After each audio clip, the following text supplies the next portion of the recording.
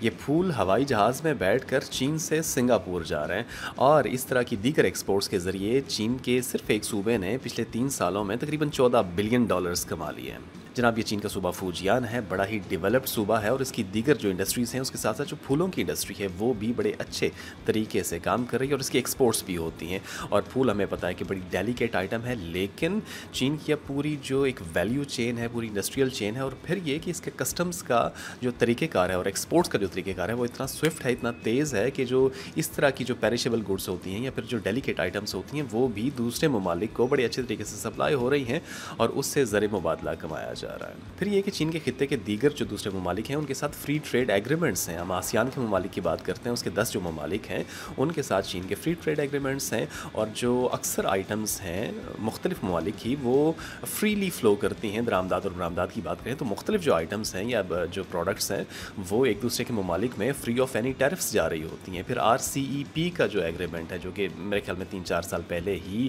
وہ عمل میں آیا، اور اس میں چین ہے جی، ساؤتھ کوریا ہے، جاپان ہے، آسیان کے 10 ممالک ہیں، پھر آسٹریلیا اور نیوزی لینڈ ہے۔ یہ جو فری ٹریڈ ایگریمنٹ ہے اس کے ذریعے بھی جتنی بھی جو آپ کی پروڈکٹس ہیں وہ ایک دوسرے کے ممالک میں جاتی ہیں، اور اس پہ ٹیرف نہیں لگ رہا ہوتا۔ اب ٹیرف جو نہ لگنے کی بات ہے اس کی وجہ سے فائدہ بھی یہ ہوتا ہے کہ جو آپ کی جو گڈس ہیں یا ایکسپورٹس ہیں وہ انکریز ہوتی ہیں اور دوسرے ممالک میں پہنچتی ہیں، اور دوسرے ممالک کی جو آئٹمس ہیں وہ بھی آپ کے ملک میں آتی ہیں۔ تو ایک میوچولی بینیفیشل یہ ایگریمنٹ ہوتا ہے جس میں دونوں ممالک جو آئٹمس ہیں یا جو انڈسٹریز ہیں وہ گرو کرتی ہیں، سپلائی چین آپ کی امپروو ہوتی ہے، صنعتی چین امپروو ہوتی ہے، اور ایک بڑا ایک جو فری فلو جسے کہا جاتا ہے آئٹمس کا یا پھر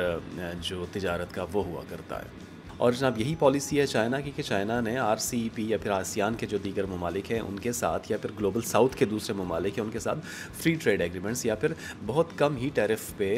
جو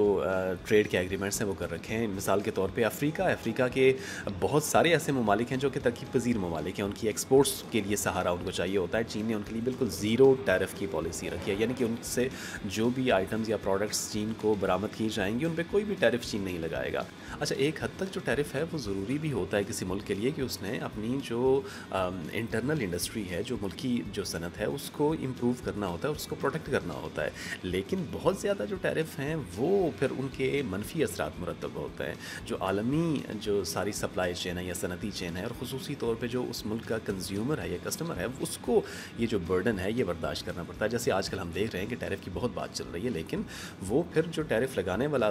ملک ہے اس کے جو کنزیومرز ہیں یا کسٹمرز ہیں وہ زیادہ نقصان اس چیز کا برداشت کرتے ہیں، اور پھر اوور آل جو سپلائی چین ہے اس پہ بھی اس کے اثرات مرتب ہوتے ہیں۔ سو جناب چین کی کامیابی میں دیگر جو عوامل ہیں، فیکٹرز ہیں، ان کے ساتھ ساتھ ایک جو چیز ہے چین کا جو انڈسٹری اسٹرانگ ہے، پھر اس کی جو ریپڈ موومنٹ ہے گڈس کی ایکسپورٹس کے حوالے سے، اور اس کے جو طریقہ کار ہیں وہ بہت سوئفٹ ہیں۔ آپ کی کسٹمز کے جو طریقہ کار ہیں یا پھر جو دیگر عوامل ہیں جو کہ آپ کے ایکسپورٹس اور امپورٹس کو کنٹرول کرتے ہیں وہ بڑے ہی سوئفٹ ہیں، ایک چیز۔ اور دوسری یہ کہ چین نے مختلف جو اپنے ارد گرد کے ممالک ہیں ان کے ساتھ فری ٹریڈ ایگریمنٹس کر رکھے ہیں، جس کی وجہ سے چائنا کو بھی فائدہ ہوتا ہے اور دوسرے جو ممالک ہیں ان کو بھی فائدہ ہوتا ہے۔